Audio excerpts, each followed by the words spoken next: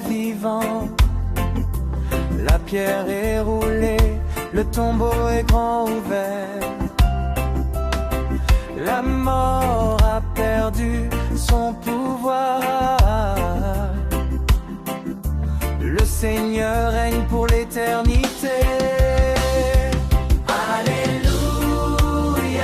Commençons notre méditation au nom du Père et du Fils et du Saint-Esprit. Amen. Frères et sœurs bien-aimés, en ce 4e dimanche de Pâques, l'Église nous propose de méditer sur l'évangile de Saint Jean, chapitre 10, du 1er au 10e verset, où Jésus nous est présenté comme la porte des brebis.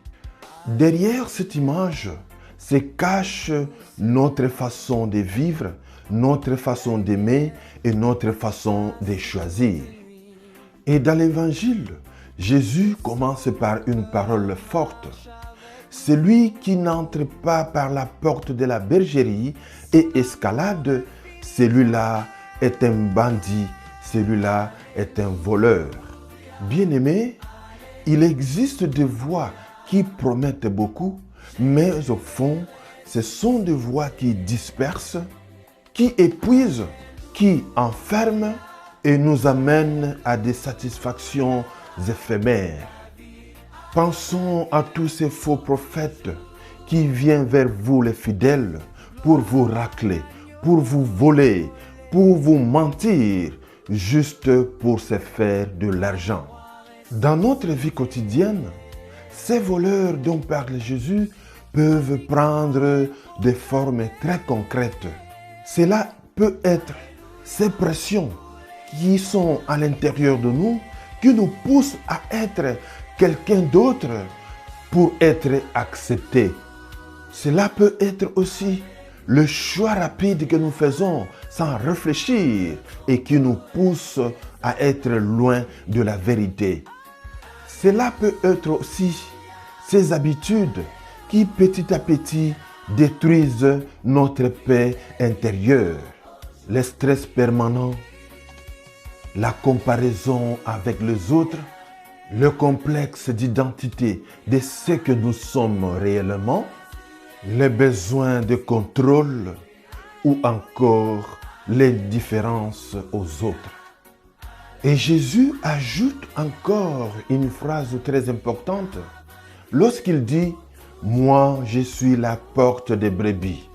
Cela signifie que passer par cette porte, on reste à l'intimité avec Jésus, on reste collé à Jésus et on cesse de tricher avec soi-même, avec les autres et avec Dieu.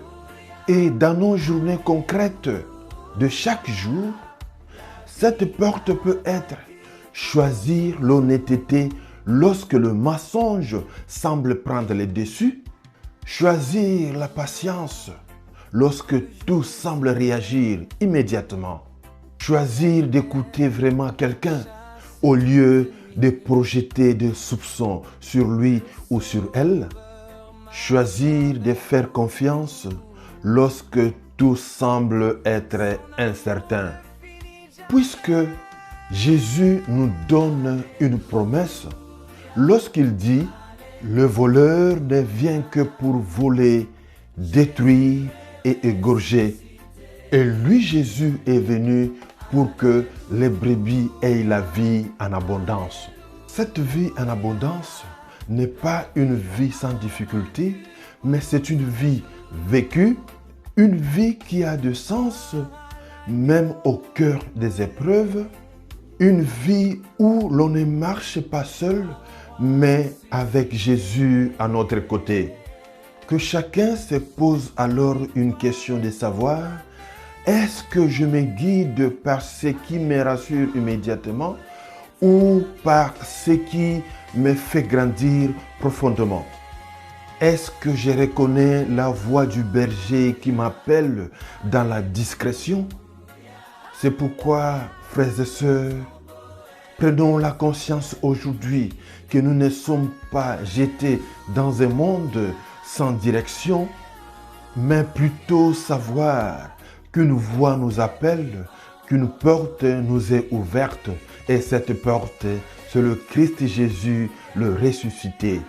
Et lorsque nous faisons attention à notre vie quotidienne, à des petites décisions que nous prenons, à tout ce que nous faisons chaque jour, nous allons rencontrer petit à petit, sans bruit, que cette porte ne nous est pas fermée, mais qui nous conduit vers une vie plus vaste, plus libre et profondément habitée par la paix intérieure. Ainsi, mes bien-aimés, continuez toujours à espérer au Seigneur, ayez confiance en lui parce que c'est lui qui est la porte de notre vie, c'est lui qui est la porte de toutes les opportunités dont nous avons besoin et toutes les grâces et toutes les bénédictions qui peuvent descendre sur nous.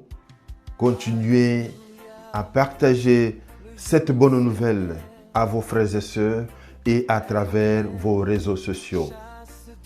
Demeurez bénis. Alléluia.